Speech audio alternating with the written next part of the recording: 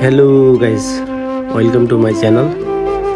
अनि आज जमाई जेठान भर दिनभरि घुमिएको छ त तपाईहरु सबैजनालाई आज यता बर्दुबैतिरको नेपालीहरु बस्ने घुम्ने गफ लाउने ठाउँ एरिया सबै देखाउन गइरहेको छौं र हेर्नु होला, तपाईहरुले हेरेर इन्जोय गर्नु होला। सही हो के मान्नु पर्छ।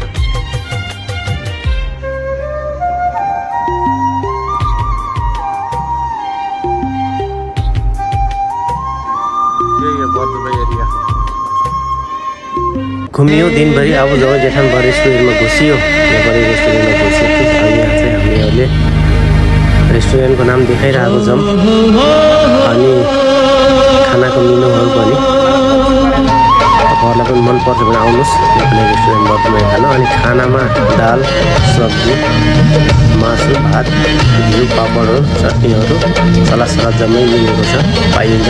जमाईले खाइराख्नु भएको छ। खानासाना खाएर सकेपछि फेरि हामी लाग्यो सिटी सेन्टर साइड, बर्दुबे सिटी सेन्टर साइड लाग्यो। अनि धेरै भिडियोहरू त हामीले गरेको छैन, बिचबिचमा कट गरेर गइरहेको छौँ। अनि यो अगाडि बर्दुबे सिटी सेन्टर हो, हामी त्यो भित्र पसेर पनि तपाईँहरूलाई भिडियोहरू हामीले देखाउनेछौँ। र अलरेडी हामी बर्दुबे सिटी सेन्टरको भित्र घुसिसक्यौँ। अनि यहाँ हामी अहिले भेनासँग पनि भेट भयो, भेना पनि आउनुभयो, धेरै खुसी लाग्यो। अनि उहाँले पनि गफसफ लाउनुहुन्छ, एकदम हाँसी मजाक सबलाई मनोरञ्जन गराउनुहुन्छ। हामी सबै धेरै खुसी भयो, तीनजना भए पनि दिनभरि गफ लाग्यो, बसियो, घुमियो। अहिले चाहिँ हामी बर्दुबे सिटी सेन्टर भित्र नै क्यारी फोर भनेर धेरैजनाले बुझ्छन्। र अहिले हामी माथिदेखि माथिल्लो तला थियौँ, माथिल्लो तलादेखि तल्लो तलामा झर्दैछौँ लिफ्टमा। हामी म भेना हाम्रो जमाई भएर हामी दिनभरि यस्तै लगात गफसप लाएर धेरै खुसी तरिकाले घुमियो, बसियो, हाँसी मजाक गरियो, दुःख सुख पनि बोलियो।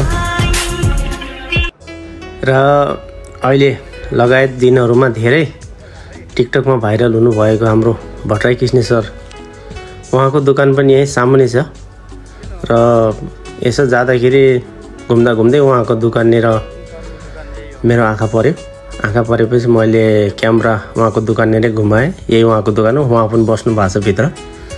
र सबैजना अगर सिटी सेन्टरभित्र आएर नेपालको टाइपको जिन्स टी सर्टहरू खरिद्न चाहनुहुन्छ भने यो दोकानभित्र आएर खरिद्नु होला। र उहाँसँग पनि मिल्न पाइन्छ। उहाँसँग भेटघाट गरेर इन्जोय गरेर जानुहोस्।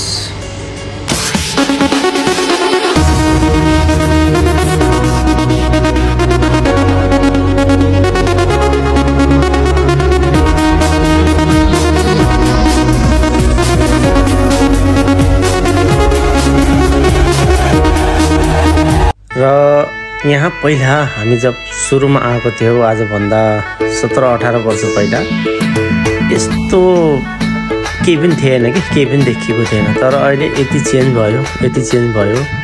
तर हामी आफैलाई कन्फ्युज हुन्छ कि कति चाँडै बनायो होला यहाँको गभर्मेन्टहरूले यस्तो ठाउँ, यस्तो राम्रो, यस्तो ठाउँ पनि यस्तो घुम्ने लायकको। र तपाईँहरूलाई थाहै छ, यसको बारेमा भन्नुपर्ने त खासै केही पनि थाहा मतलब छैन। तर पनि धेरै चेन्ज भयो अहिले चाहिँ नि, पहिला जस्तो छैन।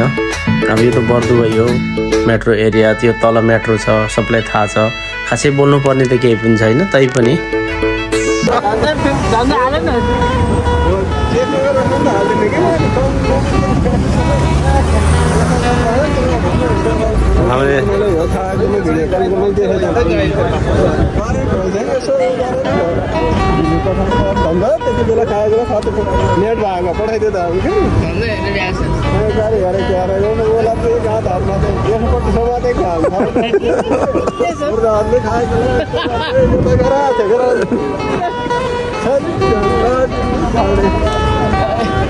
भेनाको गफले हामी सबैलाई एकदमै मनोरञ्जन बनायो।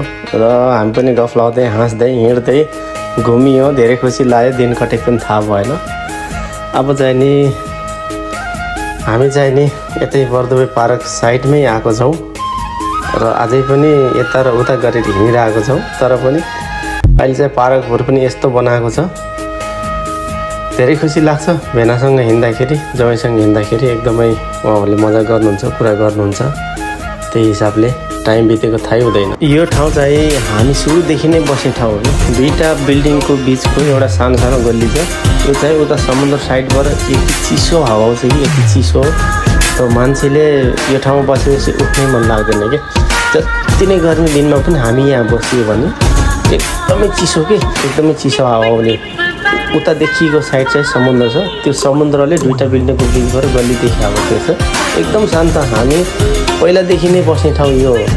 हावा आउने गल्ली भनेपछि लगायत हाम्रो साथीहरू जतिले सबैलाई थाहा छ हामी त्यहीँ छौँ भन्ने पनि त्यही ठाउँमा आइपुग्नुहुन्छ। र यहाँ हामी बस्यो, तिनजना बसेर धेरै कुराकानी पनि गरियो, इन्जोय पनि गरियो, हाँसी मजाक पनि भयो, धेरै खुसी लाग्यो। फाइनली हामी गल्लीदेखि हावासावा खाएर अब निक्लियो।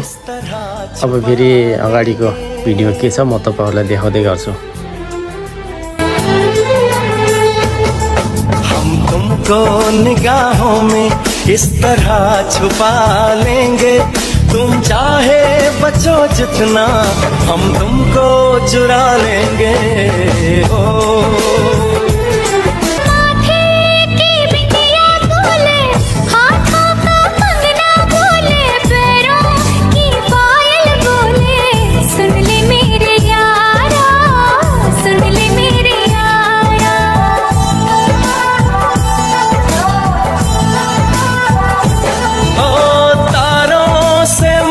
सजा दूं दामन में खुशियां बिछा दूं, दुल्हन में तुझको बना दूं। सुन ले मेरे यारा, सुन ले मेरे यारा, जिंदगी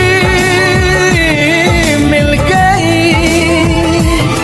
हर खुशी मिल गई, हो आशिकी मिल गई। ओ यहाँ बेर्दै रहेछ है, बेर्दै मलाई देखेको छैन है। मैले झ्याप पकाउन जान्छु है।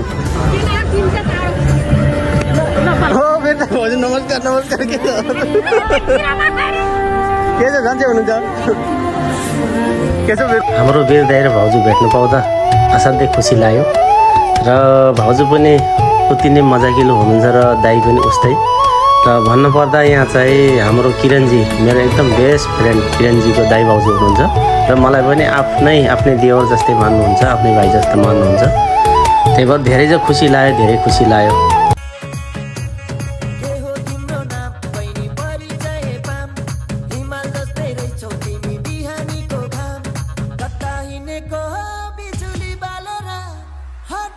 ल अब चाहिँ नि एकदमै लास्ट भिडियो जस्तो लागिरहेछ।